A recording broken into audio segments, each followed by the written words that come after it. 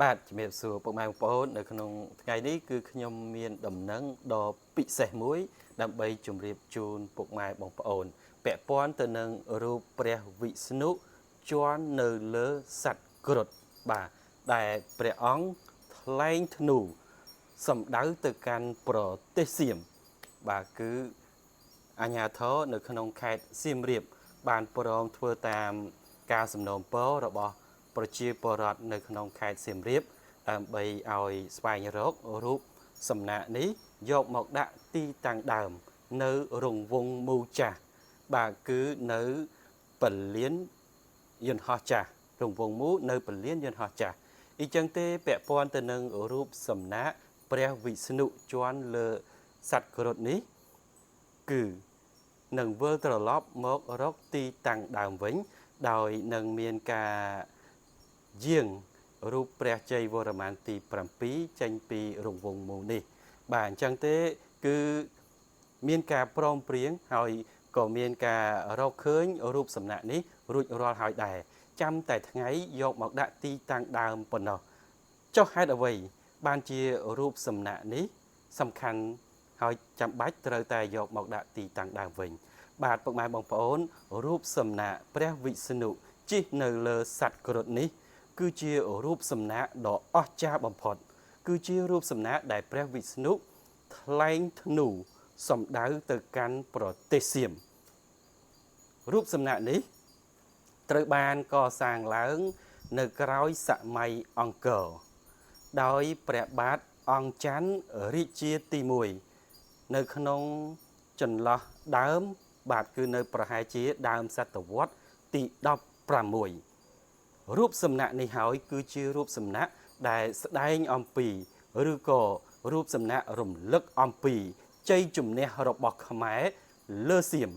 បានន័យថាខ្មែរវាយបំបាក់សៀមឲ្យឈ្នះនៅក្រោយសម័យអង្គរ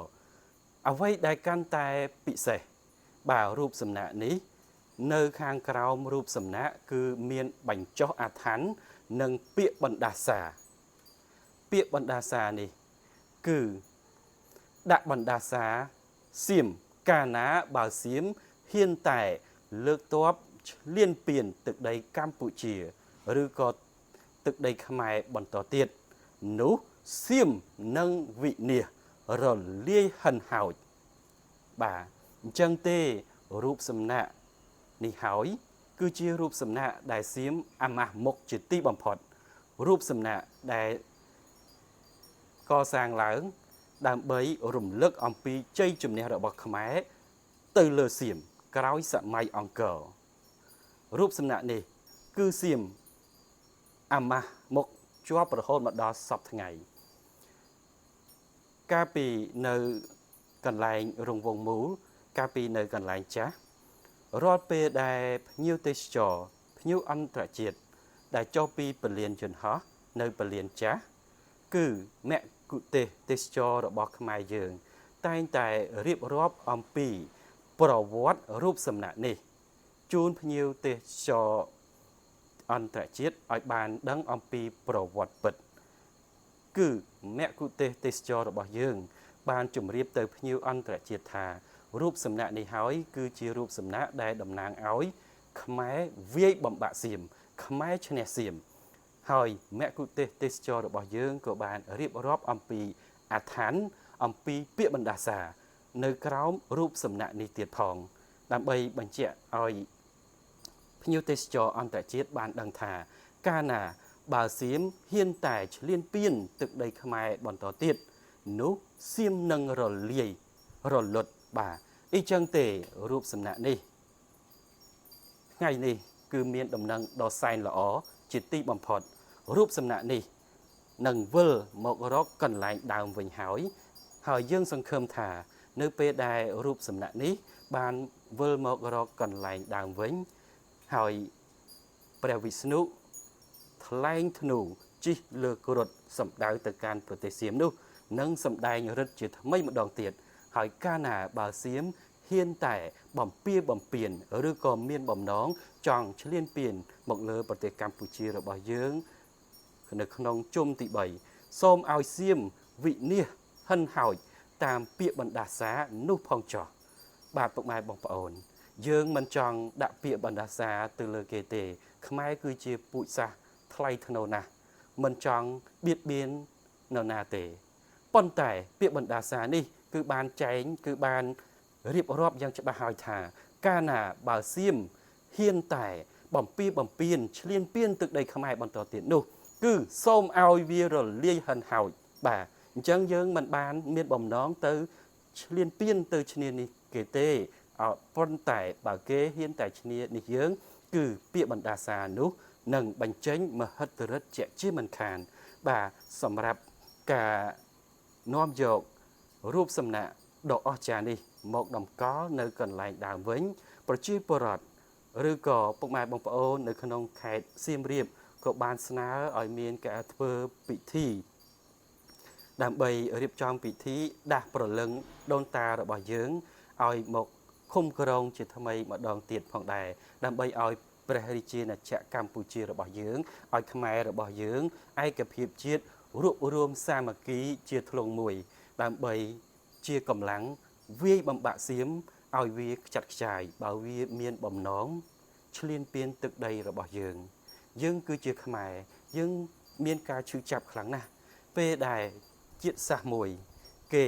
បៀតបៀនគេឈ្នានេះគេចង់បំពៀនមកលើទឹកដីរបស់យើងបាទអញ្ចឹងទេនេះគឺជាដំណឹងដ៏ល្អហើយក៏សូមបួងសួងផងដែរនៅពេលណាដែលរូបសំណាកនេះបានមកដល់កន្លែងដើមវិញអញ្ចឹងសូមបួងសួងឲ្យសៀមរលាយប្រសិនបើជាសៀមហ៊ានតែឈ្លានពានមកលើទឹកដីកម្ពុជាបាទនេះគឺជាដំណឹងមួយដ៏ពិសេសសម្រាប់ប្រទេសកម្ពុជារបស់យើងទាំងមូលឥឡូវរូបសំណាកនេះគឺត្រូវបានរកឃើញហើយបាទសូមបញ្ជាក់ផងដែរពុកម៉ែបងប្អូនគឺរូបសំណាកនេះគឺជារូបសំណាកដើមពិតប្រាកដដែលត្រូវបានកសាងឡើងដោយស្នាប្រហោះរបស់ព្រះបាទអង្គច័ន្ទរាជាទី1នៅដើមសតវត្សទី16បាទក្រោយសម័យអង្គរពលគឺបន្ទាប់ពីខ្មែរយើងវាយបំបាក់សៀមចុះសួរថាតើព្រះវិស្ណុ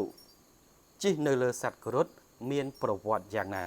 បាទអញ្ចឹងទេខ្ញុំបាទក៏សូមអានប្រវត្តិនេះឲ្យពុកម៉ែបងប្អូនបានជ្រាបលម្អិតពាក់ព័ន្ធទៅនឹងរូបព្រះវិស្ណុជិះនៅលើសត្វគ្រុឌបាទអញ្ចឹងគឺមានទេវកថារឿងព្រះវិស្ណុបានបាក់សីគ្រុឌជាយានជំនិះនៅចំពាក់កណ្ដាលចន្លោះឋានមនុស្សនិងឋានសួគ៌មានភ្នំមួយឈ្មោះថាភ្នំអណ្ដែតភ្នំអណ្ដែតជាកន្លែងស្នាក់អាស្រ័យរបស់មហាអេសីម្នាក់ឈ្មោះតាបាទគឺឈ្មោះថាកស្យបៈមហាអេសីកស្យបៈព្រះអង្គមានភរិយា2នាក់គឺភរិយាទី1ឈ្មោះថាកាទ្រុទេវីនិងភរិយាទី2ឈ្មោះថាសុពណ៌ទេវីនាងទាំងពីរនេះចេះប្រតិបត្តិស្វាមីរហូតដល់ធ្វើឲ្យពពួកអតិទេពមានការកោតសរសើរបានប្រទានពរឲ្យនាងទាំងពីរមានរូបសម្រស់ស្រស់ស្អាតយ៉ាងល្អឯកនៅក្នុងថ្ងៃមួយនាងកាទ្រុទេវីបានចុះទៅដងទឹកនាស្រះទឹកក្បែរអាស្រមហើយបានឮពពួកត្រីដែលនៅក្នុងស្រះនោះនិយាយថានាងកាទ្រុទេវីចាស់ប្រៀបដូចជាជីដូនឯនាងសុពណ៌ទេវីប្រៀបដូចជាចៅពេលបានឮការតេះដៀលពីសំណាក់ត្រីបែបនេះនាងកាទ្រុទេវីមានការច្រណែននឹងនាងសុពណ៌ទេវីហើយក៏បានដើរចេញអំពីស្រះនោះទៅច្រើនថ្ងៃក្រោយមកនាងសុពណ៌ទេវីសង្កេតឃើញថានាងកាទ្រុទេវីមានទឹកមុខក្រៀមក្រំមិននិយាយស្ដីរកខ្លួនសោះពេលនោះនាងកាទ្រុទេវីក៏បាននិយាយអំពីមូលហេតុដែលពពួកត្រីបានតេះដៀលប្រាប់ទៅនាងសុពណ៌ទេវីព្រោះរឿងនេះនាងទាំងពីរបានធ្វើការភ្នាល់គ្នាដោយការច្រណែន នាងកាត្រុទេវីបានយករឿងដែលត្រីបាននិយាយទៅសួរស្វាមីថាតើរវាងនាងនិងនាងសុពណ៌ទេវីនរណាក្មេងជាងនរណាបាទពេលនោះមហាឥសីបានយល់អំពីការច្រណែនប្រច័ណ្ឌច្រើនរបស់នាងកាត្រុទេវីហើយមហាឥសីបានឆ្លើយថានាងកាត្រុទេវីក្មេងល្អជាងនាងសុពណ៌ទេវីដោយមិនចង់ធ្វើបាបចិត្តប្រពន្ធដើមដែលចំណាស់ជាងប្រពន្ធទី2នោះបាទគឺឥសីមិនចង់ធ្វើបាបប្រពន្ធដើមអីចឹងទេក៏និយាយចប់ហើយក៏បានឡើងទៅកំពូលភ្នំអណ្ដែតបាត់ទៅខណៈនោះដែរនាងសុពណ៌ទេវីបានត្រឡប់មកពីដងទឹកវិញបានលបស្ដាប់ឮប្តីនិយាយបែបនេះតូចចិត្តតូចថ្លើមអង្គុយយំចំណែកនាងកាត្រុទេវីវិញបានដេញនាងសុពណ៌ទេវីឲ្យចុះចេញអំពីភ្នំអណ្ដែតបើចង់វិលត្រឡប់លុះត្រាតែណាយកទឹកអមរិតមកឲ្យនាងផឹកទើប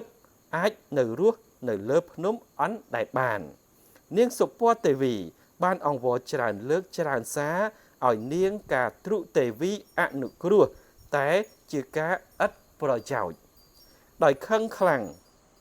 នាងបានដាក់បណ្ដាសានាងកាត្រុទេវីហើយប្រកាសឡើងថាបើស្វាមីនិយាយដោយបរិសុទ្ធត្រឹមត្រូវសូមឲ្យរូបកាយនាងរលាយផុតពីលោកនេះទៅក៏ប៉ុន្តែបើស្វាមីរបស់នាងឆ្លើយឲ្យរួចតែពីមាត់សូមឲ្យនាងកាត្រុទេវីមានកូនសុទ្ធតែសត្វពស់សត្វនាគគ្រប់ប្រភេទហើយត្រូវคล้ายទៅជាចំណីរបស់កូននាងនាថ្ងៃអនាគតនិយាយចប់ក៏ចុះចេញពីភ្នំអណ្ដែតទៅធ្វើពិធីតបយុគៈយ៉ាងលំបាកវេទនាឆ្ពោះទៅកាន់ព្រះសិវៈដោយក្តីអាណិតអាសូរព្រះសិវៈទ្រង់យាងមកផ្ទាល់បានប្រទានពរជ័យដល់សុពណ៌ទេវីឲ្យប្រសូតបានរាជបុត្រជាបក្សីគ្រុឌមានពន្លឺព្រះអាទិត្យនិងមានភាពអមតៈទាំង21ប្រការដើម្បីឡើងទៅកាន់ឋានសួគ៌យកទឹកបាទគឺដើម្បីឡើងទៅកាន់ឋានសួគ៌យកទឹកអមរិតឲ្យបានបក្សីគ្រុឌអាណិតមេត្តារបស់ខ្លួនបានឡើងទៅកាន់ឋានត្រៃត្រឹងហើយបានសណ្ដំពួកអតិទេពទាំងអស់ឆក់យកទឹកអមរិតនៅក្នុងថូទឹកទាំងអស់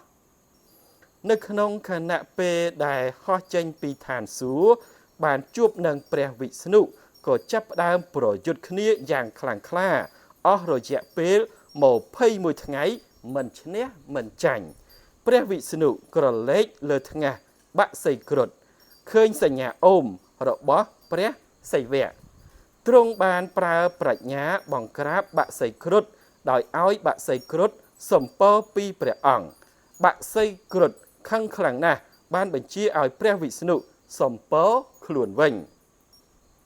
ពេលនោះព្រះវិស្ណុបានសំពរពីរប្រការគឺប្រការទី1សូមបក្សីគ្រុឌប្រគល់ទឹកអមរិតត្រឡប់មកវិញប្រការទី2សូមបក្សីគ្រុឌយកមកធ្វើជាយានជំនិះបក្សីគ្រុឌមិនព្រមបានផ្ដុំកម្លាំងអមតៈទាំង21ប្រការវាយរំលាយលោកតែម្ដងក៏ប៉ុន្តែត្រូវឆោពាន់រាំងសីទាំង6ពណ៌របស់ព្រះវិស្ណុសង្កត់បក្សីគ្រុឌឲ្យលុតចង្គង់ចោះចាញ់បក្សីគ្រុឌព្រមធ្វើជាយានជំនិះរបស់ព្រះវិស្ណុដោយទទួលពាក្យសន្យាពីព្រះវិស្ណុហើយព្រះវិស្ណុថានឹងជួយបក្សីគ្រុឌរឿងមេត្តាព្រះវិស្ណុប្រថាប់លើបក្សីគ្រុឌព្រមជាមួយនាងសុពណ៌ទេវីដែលត្រូវទ្រនៅក្នុងដៃនៃបក្សីគ្រុឌហោះមកកាន់ភ្នំអណ្ដែតបានប្រទះឃើញនាងកាត្រុទេវីคล้ายទៅជារូបរាងជាមនុស្សចាស់មើលមិនយល់ហើយត្រូវបានពពួកកូនជានាគពស់គ្រប់ប្រភេទដេញតាមនាងកាត្រុទេវីរត់មួយថ្ងៃទៅមួយថ្ងៃឥតឈប់ឥតឈររីឯមហាឥសីកស្យបៈបានរត់ទៅកំពូលភ្នំអណ្ដែតឃើញទុក្ខវេទនារបស់នាងកាត្រុ ក៏បានសូមឲ្យព្រះវិស្ណុជួយព្រះវិស្ណុបានបញ្ជាឲ្យបក្សីគ្រុឌចុះចាប់ពស់នាគគ្រប់ប្រភេទទាំងអស់ធ្វើជាចំណីអាហារក្នុងចំណោមពស់នាគទាំង1000ក្បាលនោះមាននាគមួយក្បាលបងគេបង្អស់ឈ្មោះនាគរាជកាស្យៈរត់រួចខ្លួនចុះមករស់នៅបាតទន្លេយុមនីពេលនោះព្រះវិស្ណុបានហៅមហាឥសីនិងប្រពន្ធទាំងពីរឲ្យជួបជុំគ្នាវិញដោយឲ្យនាងកាទ្រុទេវីមានជីវិតនិងសម្រស់មានការវិវត្តដូចជាមនុស្សលោកទូទៅចំណែកឯនាងសុពណ៌ទេវីនៅតែក្មេងស្រស់ស្អាតជារៀងរហូតបន្ទាប់មកព្រះវិស្ណុបានសុំបក្សីគ្រុឌធ្វើជាយានជំនិះហើយឡើងគង់លើស្មាបក្សីគ្រុឌវិលត្រឡប់មកឋានមហាសមុទ្រទឹកដោះវិញបាទអស់លោកអ្នកនេះគឺជារឿងព្រេងកថាពាក់ព័ន្ធទៅនឹងហេតុអ្វីបានជាព្រះវិស្ណុជិះនៅលើបក្សីគ្រុឌបាទទាំងអស់នេះគឺដោយសារតែមានរឿងដំណើរបែបនេះហើយទើបទីបំផុតបក្សីគ្រុឌបានคล้ายទៅជាយានជំនិះរបស់ព្រះវិស្ណុ